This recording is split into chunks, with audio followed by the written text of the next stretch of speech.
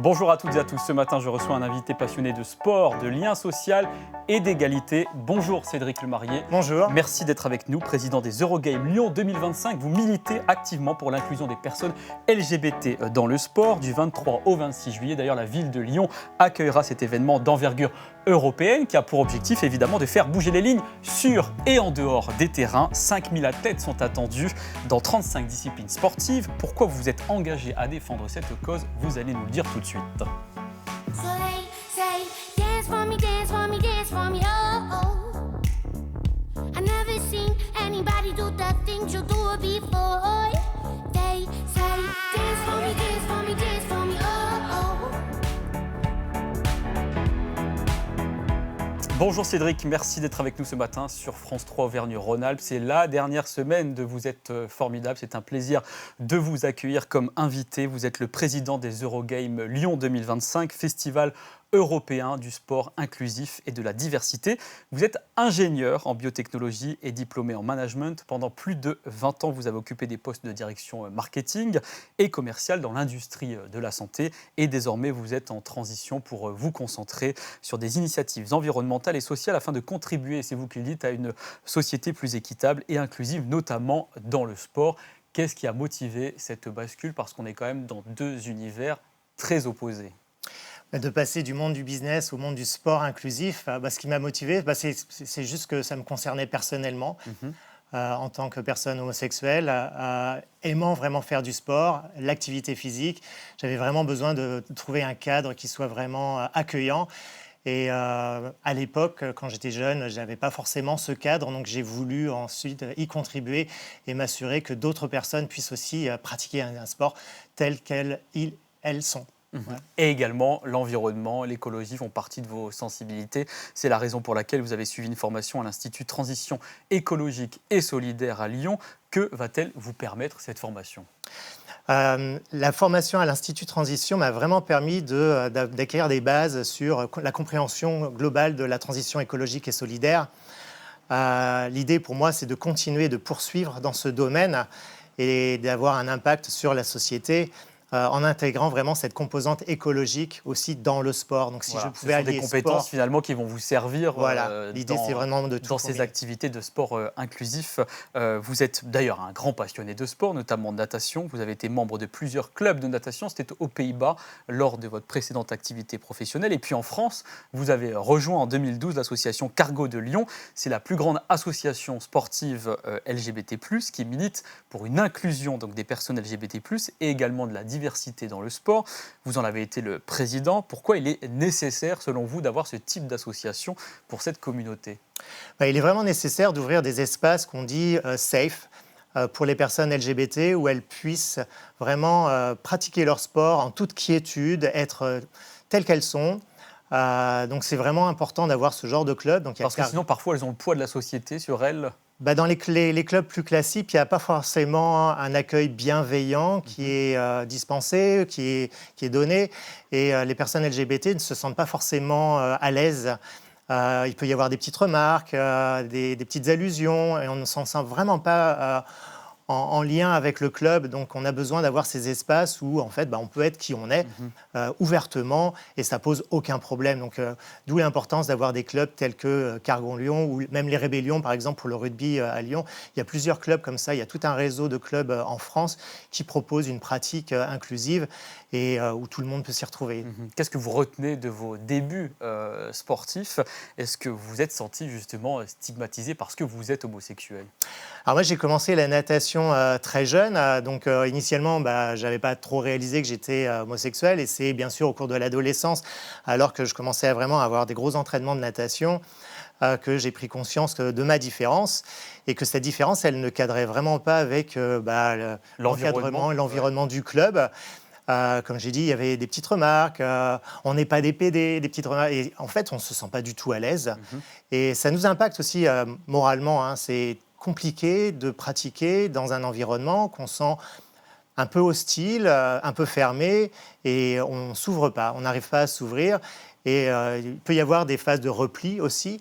Donc c'est pour ça que j'ai voulu vraiment m'engager là-dedans et dire faire une différence. Et qu'est-ce que vous diriez à une personne LGBT+, aujourd'hui, justement, qui hésite encore à se lancer dans le sport et a peur du rejet des autres?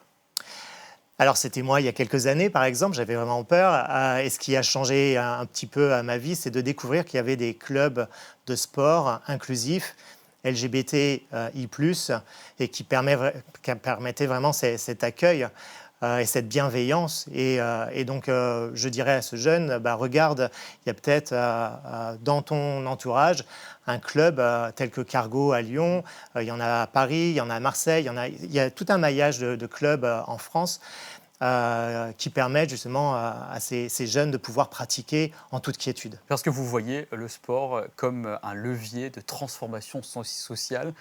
Qu'est-ce que ça veut dire? Le fait d'être inclusif, qu'un club soit inclusif, c'est vraiment une nécessité pour une transformation même écologique et solidaire. L'inclusion, le fait d'accepter les personnes telles qu'elles sont, quelles que soient leurs différences, et ça va même au-delà de la question LGBT, ça permet aussi de positionner une société beaucoup plus solidaire, qui va dans le sens de la transition. Solidarité et transition écologique vont de pair. Donc ça permet en abordant cet aspect aussi de contribuer au deuxième aspect. Et depuis 2021, vous êtes donc, je le disais tout à l'heure, le président de l'événement Eurogames. C'est le plus grand rassemblement sportif inclusif d'Europe. Comment se déroule cette manifestation qui a quand même quelques années désormais puisqu'elle a été créée en 1992? Alors oui, c'est tous les ans les Eurogames, et donc cette année, on a vraiment l'honneur de pouvoir les accueillir à Lyon, du 23 au 26 juillet, sur 3 jours de compétition, 4 en incluant les cérémonies. Donc voilà, on attend dans les 5000 athlètes quand même, plus de 5000 athlètes, une trentaine de sports. Qui viennent de tous les pays d'Europe. Qui viennent de tous les pays d'Europe. Il y aura à peu près 45% de Français et tout le reste européen. Donc ça mobilise quand même beaucoup de monde. Et on voit vraiment l'enthousiasme que ça génère parce que en fait, on n'avait pas prévu autant de monde. On est déjà à plus de 5400 inscrits. On avait établi sur 4000. On voit les dynamiques que ça crée. Il y a un réel engouement et un réel enthousiasme autour de ces jeux et ça fait vraiment plaisir à voir. C'est la première fois que c'est organisé à Lyon, pas la première fois en France. Il y a déjà d'autres villes qui ont organisé l'événement. Alors ça remonte. Pour la dernière fois en France, c'était en 98 à Paris, de mémoire, pour des Eurogames. Il y a eu les Gay Games à Paris aussi en 2018, mais c'est un modèle qui est un petit peu différent, même si sur le principe, ça reste la même chose, du sport inclusif. Mais ouais, voilà, les Eurogames, ça faisait très longtemps qu'ils ne s'étaient situés en France. Quelles sont les grandes étapes que vous avez dû franchir pour atteindre cet objectif d'organiser les Eurogames 2025? Parce que, je disais, vous êtes président depuis 2021, ça fait comme 4 ans que vous êtes en train de préparer cet événement. 4 ans, en effet, de travail. Les grandes étapes, en fait, c'est initialement poser une candidature. C'est un petit peu comme sur le modèle des JO. Les villes candidates pour organiser les Eurogames, donc poser sa candidature. On s'est retrouvé quand même face à Londres. Et on a gagné contre Londres. Donc là, on était un petit peu moment de fierté quand même. Et puis ensuite, c'est mettre une équipe en place, parce qu'on a commencé à 4-5 à partir de l'idée. Et ensuite, c'est mettre une organisation en place, travailler aussi avec les institutions, avoir le soutien, par exemple, de la ville de Lyon qui était immédiat sur le sujet, nous a vraiment ouvert les portes en nous affirmant qu'il serait vraiment en soutien de l'organisation. Notamment pour les infrastructures, parce qu'il y aura beaucoup de sports qui seront représentés. Lesquels, par exemple? Alors, il y a une trentaine de sports comme ça, quand même. Donc, les sports un peu classiques, le football, la natation, le badminton, le basketball aussi. Mais on a aussi des sports un peu moins connus, comme le dragon boat, qui se fera sur le grand large. Qu'est-ce que c'est? C'est une compétition sur des grands canaux, en équipe, au rythme du tambour. C'est très visuel aussi, c'est très beau, et c'est très compétitif. Donc, et festif. Et très festif. C'est ça aussi les Eurogames, c'est autant du sport que des moments de convivialité, de célébration. C'est vraiment le moment où les gens arrivent à se connecter. les enjeux, on va dire, de compétition sont là, mais sont moindres par rapport à l'aspect convivialité, être ensemble, partager. Et s'ouvrir aux autres. Et s'ouvrir aux autres, voilà. Ouais. Vous parliez de basket il y a quelques instants. Dans quelques minutes, on va recevoir Esther Botalico, qui est la directrice générale adjointe de LDLC Asvel Féminin, grand club mythique de basket à Lyon. On en parlera avec elle parce que c'est un sport que vous vouliez mettre à l'honneur aussi. Un tel événement peut réellement faire évoluer les mentalités, à votre avis, sur plusieurs années, à Lyon notamment, parce que le public en fait, lyonnais pourra peut-être porter un autre regard sur la communauté LGBT+. En fait, l'idée, c'est vraiment d'être visible, de se rendre visible auprès des Lyonnais, des Lyonnaises, même de la région, pour porter un petit peu ces enjeux d'inclusion dans le sport, montrer qu'en fait, un sport inclusif est possible, il peut être joyeux, il peut être vraiment apprécié, que c'est complètement possible de le faire. Donc, c'est vraiment s'ouvrir en fait au reste du monde, on va dire, pour montrer que voilà, ces enjeux sont vraiment possibles. Il est possible de proposer des compétitions ouvertes à toutes et à tous, parce qu'on a aussi tout un pan sur les personnes en situation de handicap. On a essayé de proposer un maximum de sports ouverts aux personnes en situation de handicap, donc vraiment véritablement inclusif. Et trop souvent, on entend parler au niveau des fédérations que, en fait, non, c'est compliqué, on n'a que 2 catégories, hommes-femmes, et organiser une 3e catégorie non-binaire, par exemple, c'est pas possible. Et on montre que c'est possible et qu'on le fait, et on le fait de façon joyeuse. Et dans des lieux emblématiques de Lyon, quels sont les sites que vous allez investir ?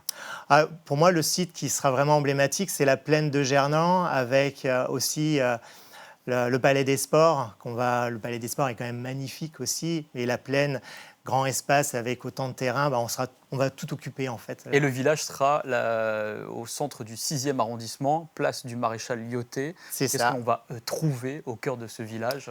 Alors, ça sera un village festif, on va dire, de rencontres, ouvert au grand public, ouvert à toutes et à tous, avec une grande scène. Et là, on va proposer toute une programmation culturelle et festive.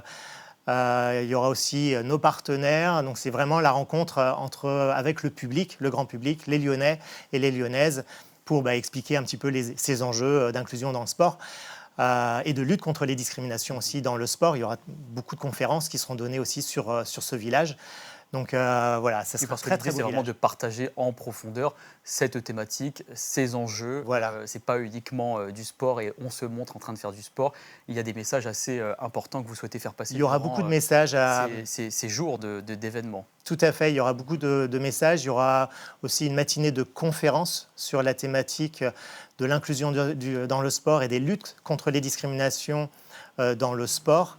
Parce que ça nous tient à cœur. Et on aura aussi des recommandations politiques qui seront faites pour faire évoluer le sport tel qu'il est actuellement à Lyon et la région lyonnaise. On travaille beaucoup même avec des clubs sportifs pour faire évoluer aussi leur structure, leur infrastructure. Donc voilà, il y a tout un pan de travail qui est mis en place. Comment vous financez cet événement sur cette période de juillet du 23 au 26 ? Alors, c'est un budget quand même assez conséquent. On parle plus d'1 million de budget quand même, à savoir quand même qu'on est une organisation et une association qui portons le projet. Alors, les financements viennent des athlètes eux-mêmes, car l'entrée est payante. On a fait des tarifs dégressifs aussi en fonction des situations de chacun pour prendre en compte les capacités de paiement de chacun. Donc, on a essayé d'être juste. Aussi. Et équitable. Ça, c'est une des valeurs que vous soulignez souvent. Et puis, on a aussi beaucoup d'aide des institutions. La ville de Lyon est quand même un grand soutien. On a aussi le ministère des Sports qui nous soutient largement.